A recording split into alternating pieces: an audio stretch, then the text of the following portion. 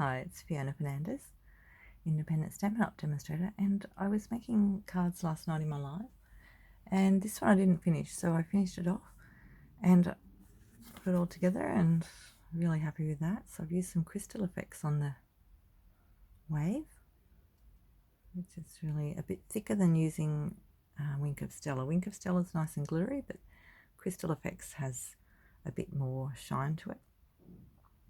And I've just used the bling that comes in the collection of the ocean waves, and Calypso Coral is the background card.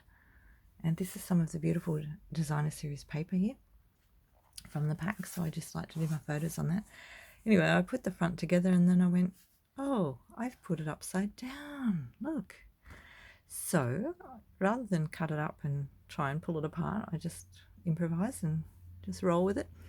So I've made it a card that will stand up like that. So I'll just turn it around and show you what I've done. So first of all, I did cut this out of the blue foils, and I used my, let me find that. So there's the centerpiece that I've cut out already. So you end up with a centerpiece to use. And I've used my large rectangles die. Now you can see that that's not the same size. So I've actually cut it.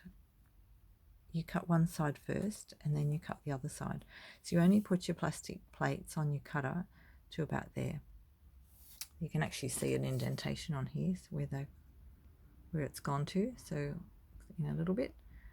If you make them about equal, it'll end up looking like you meant it, so that it's cool.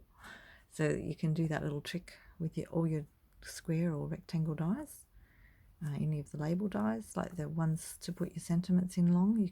As long as you just put your plate to about halfway, whichever way you want to extend it or shorten it.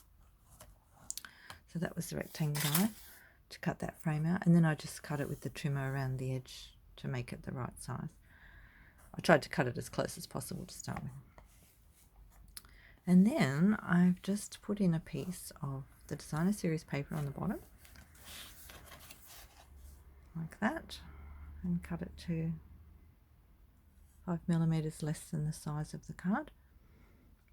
And then I've cut a piece of basic white, and I've just folded that over and stuck it in. Now I did the stamp first, so the stamp actually goes underneath there, so I just put a little bit of the wave on. I like that idea, and that's using the Pacific Point stamp pad, and I stamped it off first, which means you ink up your stamp off onto something else. You could stamp it onto another card. I just actually used a bit of paper, but you know, if you don't want to waste your ink, you can put it on another card, make another card out of it, and then just do the stamp off. So I really like that, and that's the panel you can write on.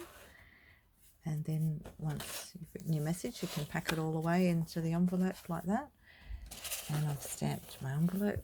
Oops, my paper's moving. Papers are moving. Stamped my little envelope with a wave last night to go with it. And then when you've opened the card, that'll just sit up like that.